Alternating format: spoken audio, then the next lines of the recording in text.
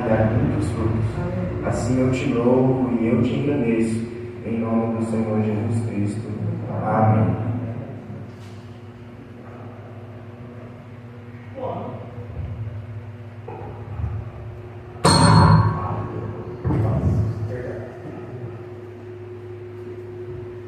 A palavra está em Romanos, capítulo 8, versículo 14.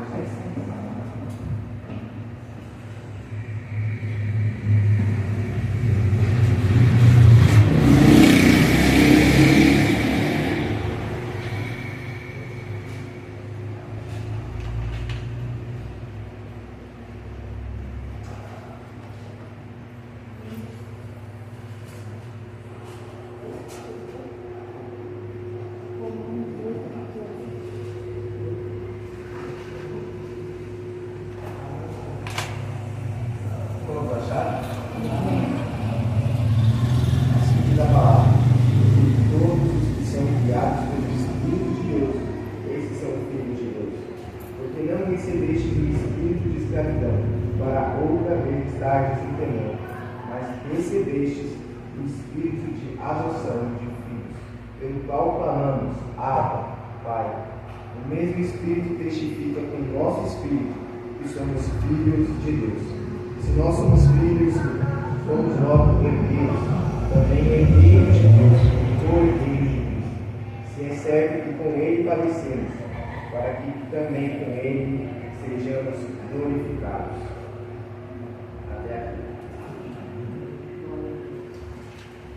Este texto sobre sermos guiados pelo Espírito de Deus.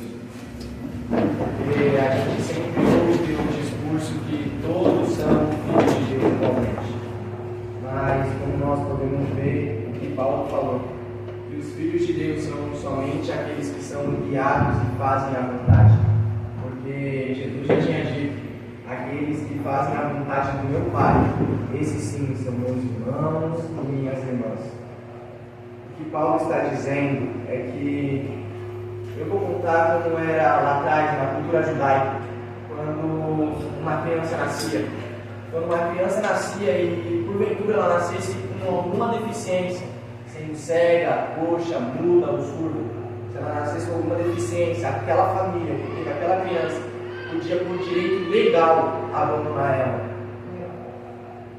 Isso era a cultura judaica deles, acreditando que a criança nasceu em pecado, ou os pais cometeram, ou a própria criança já nasceu, ou está pagando por erros de gerações passadas. Mas não é bem assim que funciona. Então, quando essa criança era abandonada, a família já não podia mais voltar atrás para pegar, porque um dia já abandonou. Mas também é descrito na cultura judaica que, se alguém adotasse aquela criança, ele estava pagando um preço pela criança. Eu paguei um preço pela criança, então eu não posso mais largar aquela criança agora é pro resto da vida. Essa criança até pode me abandonar, mas eu não posso abandonar essa criança. É o meu direito agora com ela, é o meu dever com ela, com essa criança. E se a gente for olhar, não precisa procurar muito parecido com a gente. Se a gente olhar para Cristo que veio e pagou o preço pelos abandonados que éramos nós. Neste texto ele diz: vocês receberam o espírito de adoção. Como a criança abandonada também foi adotada logo por alguém. Então, uma vez que nós fomos adotados pelo Espírito de Deus, e quando aceitamos a Ele, nós começamos a clamar como Abba, que significa Pai. É possível, eu fiz essa pergunta esses dias, é possível Deus abandonar alguém? É possível Deus deixar alguém? E a resposta vem logo na cruz. Cristo sentiu o peso do abandono para que nós não sentíssemos o peso do abandono.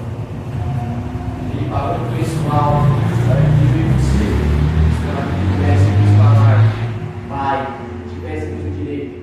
Durante o Antigo Testamento a gente não vê praticamente alguém chamando Deus de Pai, mas quando Cristo vem ele causa uma grande, entre os doutores da lei, uma grande confusão, como alguém pode chegar e chamar Deus de Pai, conhecido como Altíssimo e Todo-Poderoso. Mas Ele veio para nos dar autoridade e legalidade de chamarmos Deus de Pai. Então, nem todos Nem todos nós, nem todas as pessoas deste mundo são filhos de Deus, mas aqueles que cumprem a vontade de Deus. Nós, para sermos guiados pelo Espírito, nós precisamos do primeiro passo aceitar a Cristo e Deus. Mas eu só posso ser convertido, como eu vou ser alguém convertido? Na semana passada eu falei sobre conversão. Eu dei o exemplo de Pedro, como está na Bíblia, como Jesus fala: Simão, Simão, o diabo deseja se andar com você, mas eu roguei ao Pai para que a sua fé não desfaleça. E quando ele diz, eu roguei ao Pai para que a sua fé não desfaleça, em seguida, ele diz assim: quando você se converter, você logo terá com seus irmãos. Então Pedro era alguém que viu Jesus, caminhou com Jesus durante 3 anos, mas ainda não era alguém convertido. Muitas vezes a gente olha para a igreja ou até para nós mesmos. Será que somos realmente convertidos? Será que, porque qual é o efeito da graça sobre as nossas vidas? Graça, ela não tira apenas o que há dentro de nós. Significa que, vamos supor, uma pessoa que seja viciada, uma pessoa que bebe, ela é uma alcoólatra. A graça, quando atua verdadeiramente nas nossas vidas, ela apenas não tira a bebida, mas ela tira o desejo de dentro de nós. Quando a graça opera, ela não me tira somente do lugar ruim, ela tira o lugar ruim de dentro de mim. Por isso que é dito primeiro de dentro para fora. A mudança nem sempre é externa de primeira, mas a mudança tem que começar a ser interna.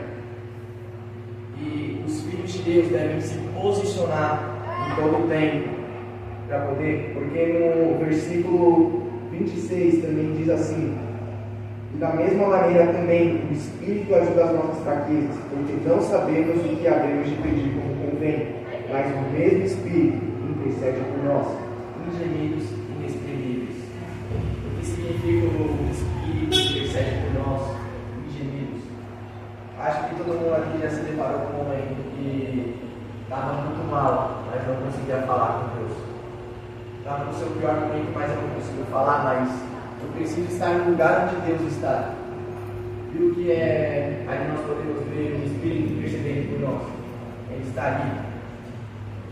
Em si, quando Jesus ele nos aconselha, não sejam que nem os fariseus que vão e falam de graças, que oram muitas horas, mas em seguida ele diz: vão para o seu quarto, fechem a porta e olha o seu pai que te vem secreto. Porque o pai vê e porque não é escrito que o pai ouve. Porque primeiro Deus olha para o coração do homem, não olha primeiramente o que o homem está falando. Porque a gente pode falar muitas coisas não ser verdade, mas no coração é o que Deus conhece muito bem o coração do homem, como o homem atua, quais são os seus erros, as suas falhas, quais são os seus arrependimentos, quais são as suas dúvidas, de onde realmente está o seu coração.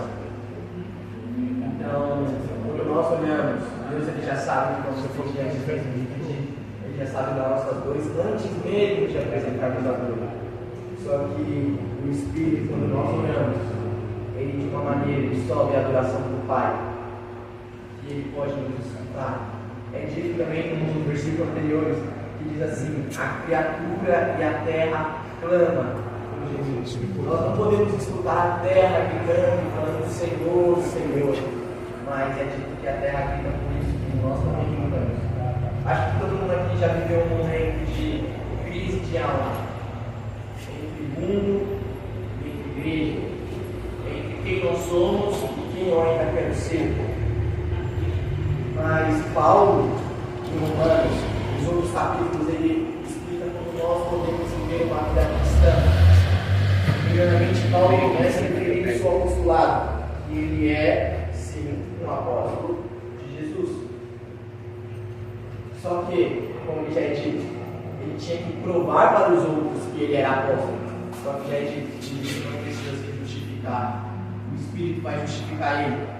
Então, Paulo começa. E Paulo, no capítulo 7, ele nos dá uma aula sobre batismo.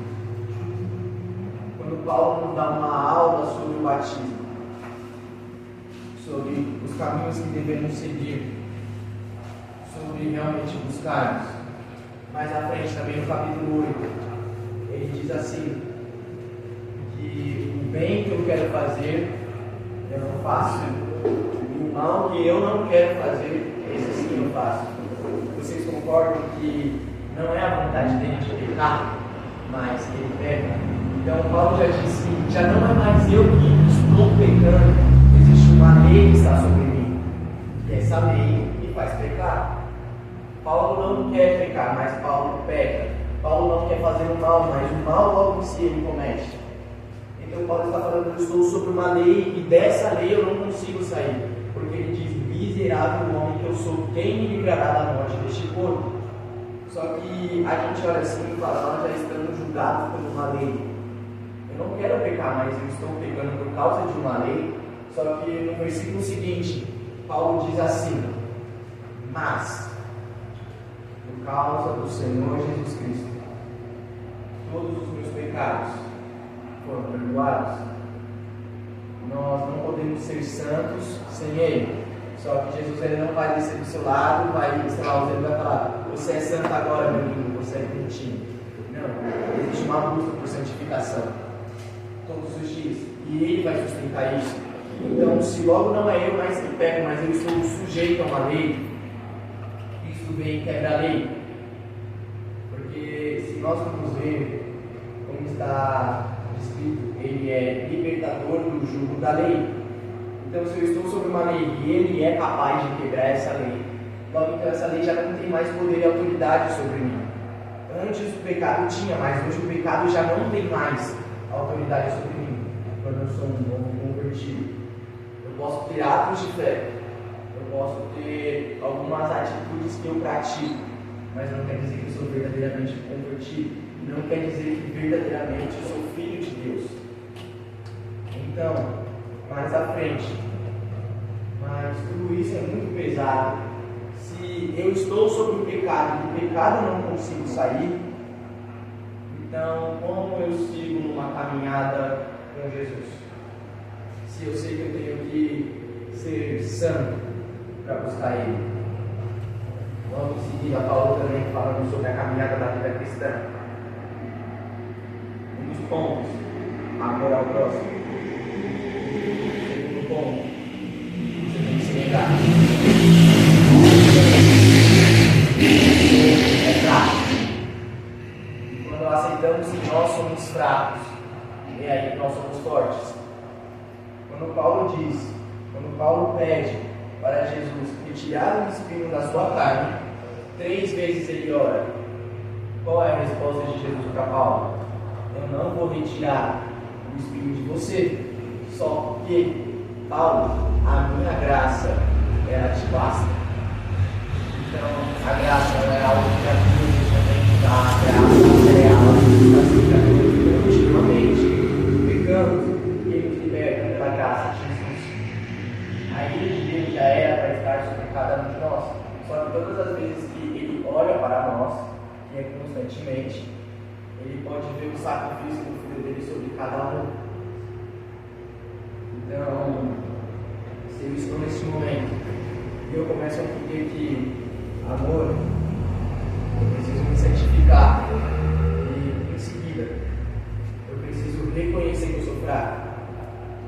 Eu, junto com a minha família lá em casa, a gente tem começado a assistir uma série que fala sobre reis. E Saul foi o primeiro rei, mas Saul começou muito bem. Nós vimos como era Saul quando Deus escolheu ele e quando Samuel ungiu. Saul era um homem reto, um homem justo, e um homem que o principal ponto de Saul, ele se considerava pequeno. Ele se considerava pequeno demais para ser um rei de uma nação. Mas, você também não precisa se achar tão pequeno. Você precisa ser alguém para influenciar outras pessoas. E é quando Paulo nunca diz isso, que logo em seguida, Paulo lhe mostra: nas minhas fraquezas, eu posso ver a glória de Cristo. Agora que Cristo já conheceu a minha fraqueza, mas não quer dizer que Cristo precisa que eu seja fraco para Ele se manifestar. Não. Não. Só que quando nós somos fracos é que nós somos mais dependentes. Se nós olharmos lá em Ezequiel, quando Deus dá a visão para Ezequiel sobre um templo, e desse templo sai água, e cada vez mais que Ezequiel começa a andar, a água começa a subir. Primeiro os tornozelos, depois os joelhos, a cintura, os ombros, e logo mais ele está encoberto pela água. Mas Ezequiel no meio do caminho ele está, Senhor, é isso mesmo? Eu estou cada vez indo mais. Sim, Ezequiel, você tem que continuar indo. E quando Ezequiel está num momento que ele não consegue mais andar para frente, mas que a única opção dele é só nadar e continuar indo mais fundo. O que Deus estava querendo dizer para Ezequiel? Ezequiel, eu quero que chegue um momento onde você já não tenha mais controle de nada, onde não seja mais você, mas que comece a ser totalmente eu. E Ezequiel era um profeta, um homem altamente usado por Deus. E até um profeta tinha que entender que eu preciso largar a mão de tudo para que Deus possa fazer tudo bem em mim. Então, se isso completa no texto, os filhos de Deus não podem ficar lutando com seus próprios braços. Eles têm que reconhecer que o Pai tem uma vontade, e essa vontade eu faço. Porque nos espelhamos em Jesus. Se nós formos olhar, talvez se Jesus falasse assim: Pai, eu não vou por eles para a cruz. Eles me rejeitam, eles me negam, eles falam até que eu sou príncipe de demônios. Por que eu iria pela cruz por eles? Eles tinham uma vontade, todo mundo sabe disso. Mas por questão de obediência, e a mais forte de todas, amor. Ele decidiu não só amor por nós, mas amor pelo Pai. Se o Pai me enviou para fazer isso, logo eu farei isso. Por mais que me doa, por mais que seja um sacrifício. Porque se nós formos ver, durante toda a caminhada cristã, se nós olharmos para os nossos irmãos, se olharmos para a Bíblia, o tempo todo Deus ele usa alguém que está ferido para curar alguém que precisa. É sempre alguém que está doendo, mas esse é o propósito dos filhos. Você não foi chamado para. Você é tão lindinho que você vai ficar na boa. Você é tão lindo que eu vou te deixar aqui e nada vai acontecer com você. Só que logo em seguida, para nos aproximarmos dele, ele tem que nos colocar em algumas situações que temos que ser testados, algumas situações que a fé tem que ser colocada verdadeiramente a postos. E nestes momentos, quando a fé tem que ser colocada a postos, é quando nós temos que nos posicionar como os filhos. Mas o que acontece quando um filho vai embora? O que acontece com um filho quando ele não se posiciona no lugar onde ele deveria se posicionar? Isso também é respondido. Quando Jesus conta, primeiramente, sobre as 99 ovelhas no topo do monte, ele diz que uma se perdeu, mas as 99 ele teve que deixar segura. E o bom pastor, aquele que se importa com as suas ovelhas, ele vai atrás daquela que se perdeu. Não sei se é muito longe, não sei se é muito fundo, não sei como ele está, mas eu vou atrás dela. Eu não posso perder uma. Então ele vai atrás daquela ovelha e coloca ela onde ela deveria estar. Isso somos nós. Quando um dia ainda não conhecemos a Cristo. Só que, quando conhecemos a Cristo, já não somos mais ovelhas. Começamos a ser filhos. E a responsabilidade de uma ovelha não é a mesma responsabilidade de um filho. Em seguida vem a parábola do filho pródigo, que o filho pegou tudo e foi embora. Foi viver seus prazeres, sua juventude. Só que depois que o filho ele curte tudo que ele tinha para curtir, e o dinheiro acaba, e ele vai para o fundo do poço, ele começa a refletir. Na casa do meu pai, até os servos eram bem tratados.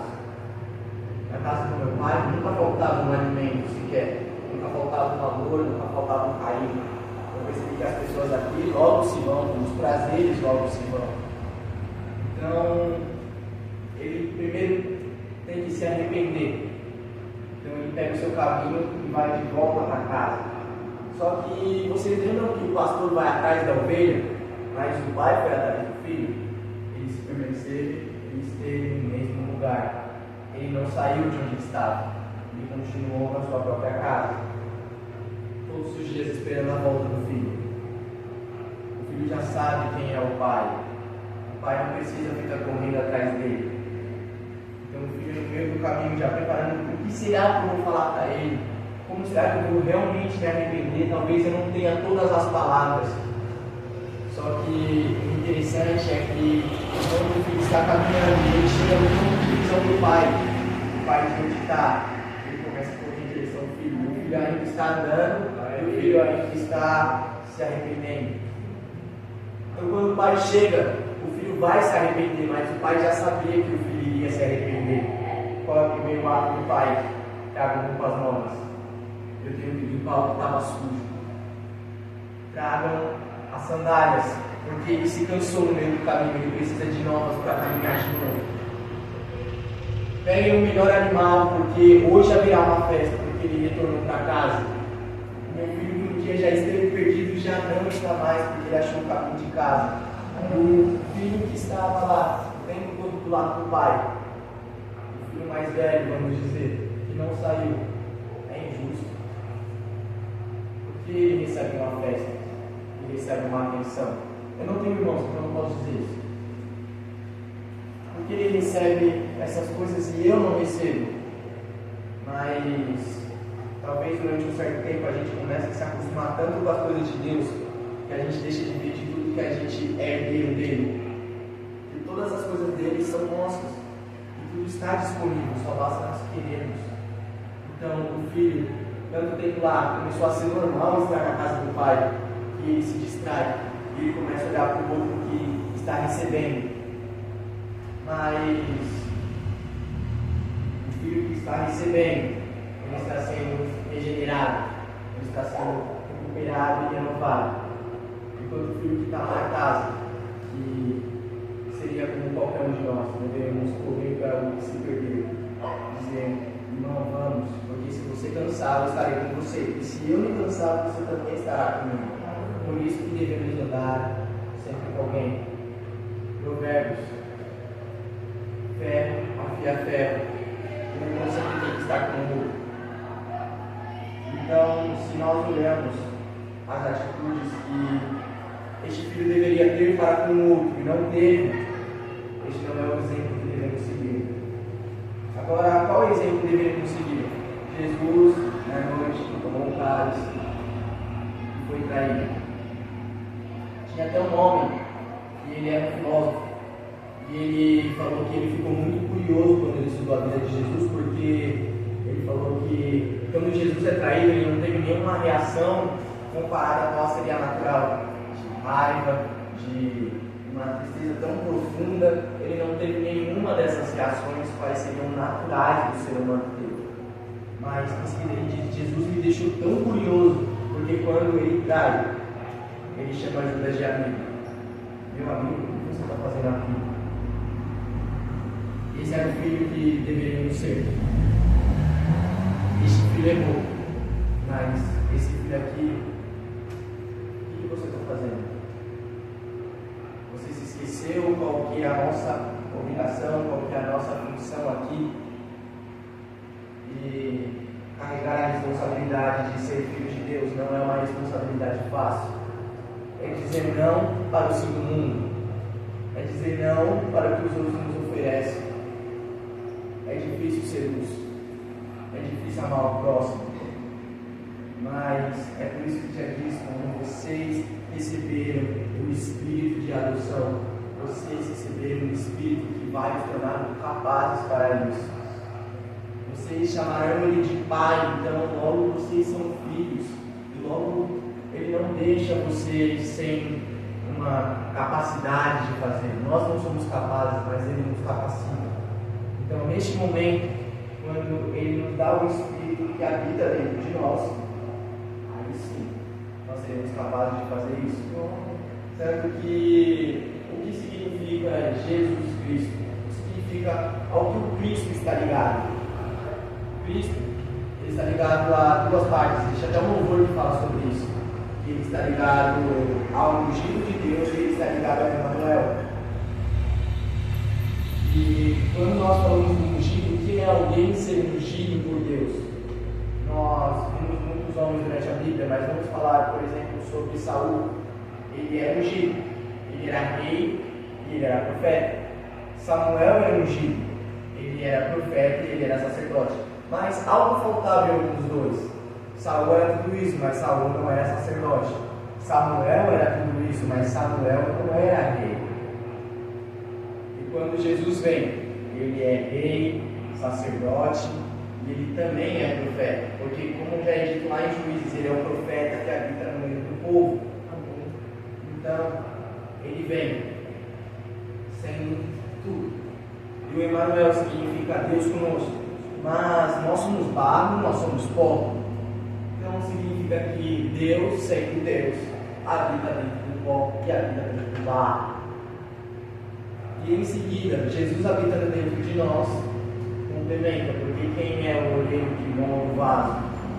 Quem é o olheiro que quebra o vaso para depois montar o vaso novamente? Quem é o olheiro que derrama o azeite sobre o vaso? Esse é o Pai. E parece que o fardo de ser filho é muito pesado, é muito difícil. Nós temos tantas responsabilidades. Mas eu não estou ouvindo nada de bom ainda. Onde está a parte boa disso tudo? Em seguida, aqui diz, no versículo 39, diz assim: nem na altura, nem na profundidade, nem alguma outra criatura nos poderá separar do amor de Deus, que está em Cristo Jesus, o nosso Senhor. Mas ele também diz assim: mas em todas essas coisas somos mais do que vencedores, por aquele que nos amou. Estou certo que nem na morte, nem na vida, nem na almas, nem no presente, poderá me tirar do amor de Deus. Nós ouvimos tudo muito pesado até agora, mas ele encerra falando que nem profundidade, nem nada nos separa do amor de Deus. Nenhuma criatura, nenhum demônio, nenhum anjo e nem ninguém. Nenhum fardo de vocês que parece ser pesado aos ombros de vocês irão nos separar. Eu vou falar algo aqui que o pastor Luiz ele vai saber. Eu estava carregando um fardo e ele sabe porque ele olhou para mim. Ele viu isso sobre os meus ombros. Mas era um fardo de: se eu sou filho, eu preciso aparentar para os outros. Eu preciso cuidar dos outros. Mas, logo em seguida, ele já disse: todos os seus fardos vocês coloquem sobre mim. Venham a mim todos os cansados e sobrecarregados, e eu lhes darei descanso. Ele nos convida: tome de mim o meu fardo e o meu jugo, porque ele é leve e suave. Então ele já está nos convidando: não precisa ser pesado para vocês. Coloquem sobre mim, e eu irei aliviar vocês em todo o tempo. Quando a nossa alma está perturbada pelos fardos que nós temos no nosso dia a dia, em tudo que a gente procurar dentro da palavra sempre vai existir uma resposta. Sempre lembre-se, tudo para o que você passa, existe uma resposta que Deus está correspondendo. Então, se eu tenho necessidade, ele já é dito, ele é Jeová Jireh, Deus da provisão. Se a minha família, eu ou alguém está doente, ele é o Rafael, Deus que cura. Então, se eu começo a olhar, sempre tem uma resposta para tudo que eu passo. Mas agora não é algo externo. Agora eu estou perturbado, eu por dentro. Também é dito, Davi, no seu pior momento, diz assim para o Senhor: minha alma, por que te perturbas? Aquiete-se dentro de mim. Espere no seu Deus, e você ainda o louvará. Então, minha alma, e nem as coisas que estão fora, externas, que venham sobre cada um que são verdadeiramente filhos de Deus, podem nos afligir. Porque também em Romanos ele diz: porque nem mesmo o sofrimento do tempo presente poderá se comparar com a glória que será revelada nos filhos de Deus. Então, durante tudo isso, nós ouvimos tudo, ouvimos o quanto é pesado, o quanto é difícil e o quanto eu sou aliviado, o quanto eu sou até exaltado por Deus. Mas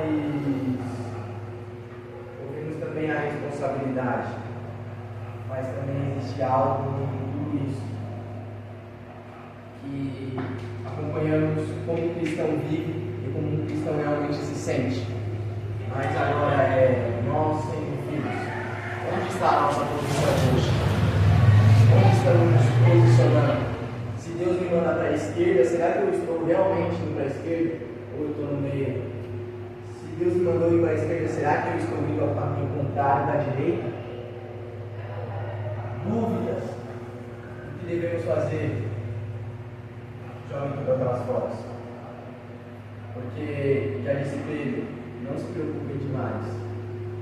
Porque preocupação não serve para nada. Coloquem sobre o Senhor seu Deus. E vocês encontrarão a resposta. Então, se Deus está falando comigo sobre algo, será que eu estou verdadeiramente ouvindo o que Ele está falando comigo? E eu estou praticando? Nós ouvimos o que é praticar a vida de um cristão. Nós estamos praticando o que é a vida de um cristão? Estamos buscando cada vez mais. Estamos andando e a água está subindo. Estamos dizendo: Senhor, é para cá mesmo que eu devo ir. Ele está dizendo: dá mais um passo. Eu vou continuar te afundando. Até o momento onde você não tenha mais o controle de nada, mas que seja eu que tenha o controle de tudo. Quando largamos, não, o que nós queremos é tudo dele. Então, mas se eu larguei mão, eu não sei o que vai acontecer. Eu não tenho mais controle. Larguei mão e agora? Mas é exatamente isso. Largarmos mão para viver a vontade dele. Nós fomos convidados para o Evangelho. Ninguém é convidado para o Evangelho por palavras bonitas. Deus é lindo, Deus é maravilhoso, Ele vai te abençoar, vai te dar a casa dos seus sonhos e a família linda que você tanto deseja. Ninguém foi convidado assim. Todo mundo teve que ver o Rei crucificado. O nome de Jesus apareceu para todo mundo. Está sobre, quando Jesus morreu, existia uma placa sobre a cruz que diz: Jesus, Rei. O nosso rei foi coroado com coroa de espinho. O nosso rei não foi coroado com coroa de ouro. Porque ele já diz: a coroa que ele não é dessa terra, não é deste mundo. É uma coroa que é celestial. Mas o nosso rei foi coroado de uma maneira tão dolorosa ao nosso ver. Então, se é assim que ele viveu, para viver, para ajudar, para cumprir a vontade do Pai, eu quero viver diferente dele. Se ele é o meu modelo de reino, eu devo seguir. Se o modelo de homem que esteve sobre a terra e caminhou sem pecar em nada, o que eu quero fazer diferente dele? Todos os dias eu vou olhar para o estado e falar: será que ele faria isso? Será que ele tomaria essa mesma atitude? A gente já tem uma resposta, mas a gente vai fazer a nossa vontade. Então, se o nosso rei foi coroado dessa maneira, existe um convite para nós. Não é convite para o mar de flores. O convite é: neguem a si mesmos, percam o controle de tudo. Neguem a vocês, para que não sejam mais vocês que vivem. Tomem a sua cruz e venham morrer comigo. Então, o Evangelho é convite para a morte. Porque já é dito: se ele padeceu, é justo que com ele padecemos também. Porque se ele foi morto, mas ele foi glorificado, nós também, se padecemos com Cristo, certamente eu serei glorificado junto com ele. E com ele tomarei coroa. Então, esse é o convite. Não é apenas um convite para quem estou aceitando Jesus pela primeira vez, mas é um convite para nós hoje. Nós estamos dispostos a negar tudo, mais um dia, pegar a cruz, mais um dia, caminhar mais um pouco, dizer: Senhor, se você morreu, me leva para a cruz junto com você, me leva para morrer, me leva para padecer junto com o Senhor, me leva para onde o Senhor for. Quando aceitamos, nós entramos para o exército. Um exército que não perde, mas um exército que batalha diariamente. Um exército que o destino do exército é morrer. Então, a pergunta é: vocês, como filhos, estão preparados para pegar a cruz de vocês? Dizer: Senhor, me leva para morrer com você hoje. Me leva todos os dias para morrer, para matar essa carne, porque miserável homem que eu sou. Mas logo me lembro que pela sua graça eu estou vivo em você. Este é um convite para nós. Morram comigo. Morram comigo. Vocês certamente viverão. Larguem os seus desejos. E certamente para vocês eu mostrarei qual é o meu desejo para vocês. Larguem o controle de tudo, que eu mostrarei para vocês o controle que eu tenho sobre tudo. Assim diz: ouçam a voz do Espírito. Porque o Espírito diz com vocês: eu não me manifesto com sentimentos, diz o Evangelho vazio. Eu não me manifesto com o povo concreto. Eu não me manifesto com arrepio. Porque já é dito, nós somos guiados pela voz que nós ouvimos, e não pelo que nós sentimos. Então ouçam a voz do Espírito que ela diz com cada um de vocês. Ouçam a minha voz, e certamente eu guiarei vocês. Assim diz o Senhor. Ouçam, eu os convido, bato na porta, e os convido: venham comigo, morram comigo, e eu lhes darei vida novamente. Neguem a si mesmos, que eu seja tudo para vocês. Deixem de ser o que vocês praticam e comecem a praticar o que é meu. O Senhor já disse comigo na segunda-feira passada, quando toda segunda-feira nós fazemos um devocional em casa. E quando eu olhei para a situação que estava todo mundo tratando de qualquer maneira que não estivesse na presença de Deus,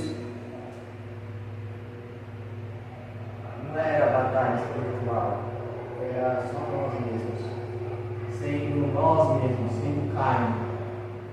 Era nós mesmos sem morrer, querendo entregar para Deus o que está morto. Então, ele foi muito claro no que ele disse. Como ele também veio dizendo com a gente nos últimos cultos na igreja. O Renan pegou na quarta-feira, quem estava sábado, o Renan disse, quando ele falou sobre Elias: Senhor Deus de Abraão, de Isaac e de Israel, manifeste-se em nosso meio, mostre que somente o Senhor é Deus. Conforme a tua palavra, fiz todas essas coisas. Ele diz: manifesta-se, Senhor, manifesta-se. Desde que o povo de Deus consumiu o holocausto, e todos gritaram, todos admitiram, todos falaram: somente o Senhor é Deus. Deus não vai derramar fogo nenhum em quem não está disposto a morrer. Deus não vai derramar óleo, graça em quem não está disposto a morrer. Ele não vai dar uma porção dobrada para quem não está disposto a fazer o mínimo. Ele não vai dar, quer dizer, mínimo não, nem mínimo a gente deve dar para Deus. Ele não vai dar para quem não é tudo de si. Então, a gente está pedindo, mas a gente está fazendo de acordo com o que a gente está pedindo.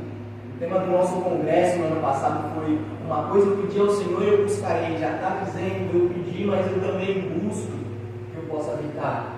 Porque habitar na casa não quer dizer eu vou para a igreja. Habitar está dizendo lugar de oração.